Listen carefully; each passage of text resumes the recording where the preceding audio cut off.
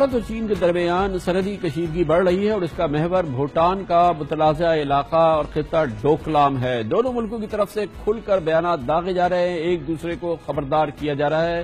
فوجی ایک دوسرے کے مقابل کھڑے ہیں، آئی بال ٹو آئی بال سچویشن ہے اور فی الحال کوئی بھی یک طرفہ طور پہ پیچھے ہٹنے کو تیار نہیں ہے۔ کل چین کی وزارت دفاع نے بھارت کو خبردار کیا کہ بھارت کے لیے چین کی پیپلز لبریشن آرمی کی قابلیت پر کسی کنفیوژن میں نہیں رہنا چاہیے۔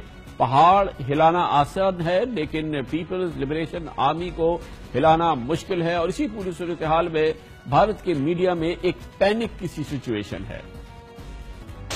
بھارت ڈھائی مورچے پر یدھ لڑنے کے لیے پوری طرح تیار ہے۔ چین کی چال بازیوں کو بھارت لگاتار ناکام کر رہا ہے۔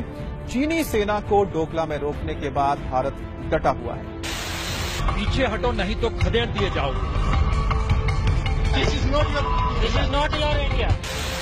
ہم صرف یہ نہیں کہنا چاہتے کہ ہم ہر بار اپنی سرحد پہ ڈیفنسو موڈ میں رہیں گے۔ اگر ہمارے پاس اس طرح کی ماؤنٹن اسٹرائک فورس آئے گی تو ہمارے پاس انیہ آپشنز ابھرتے ہیں۔ چین سکم سمیت بھارت کے کئی علاقوں پر قبضہ جمانے کی کوشش کئی سالوں سے کر رہا ہے۔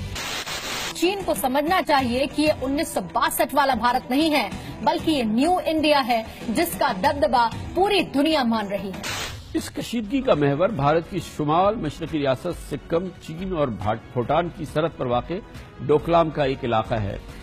چینی زبان میں ڈوکلام کو ڈونگالانگ کہا جاتا ہے۔ اس علاقے پر چین اور بھوٹان کے درمیان اختلافات ہیں جبکہ بھارت اس معاملے میں بھوٹان کی پشپرانی کرتا ہے۔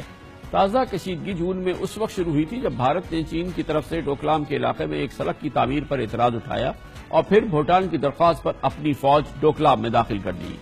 گزشتہ ہفتے بھی چین کی وزارت خارجہ نے بھارت سے کہا تھا کہ حالات مزید خراب ہونے سے پہلے بھارتی فورسز کو فوری اور غیر مشروط طور پر اس علاقے سے نکل جانا چاہیے۔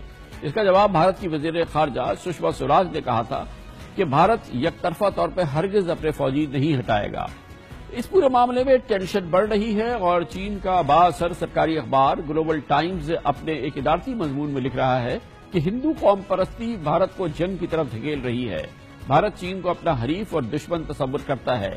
ہم نے بھارت کو ون بیلٹ ون روڈ منصوبے میں شامل ہونے کی دعوت دی، پھر بھی بھارت بضد ہے کہ یہ پروجیکٹ اس کے گرد گھیرا تنگ کرنے کی سازش ہے۔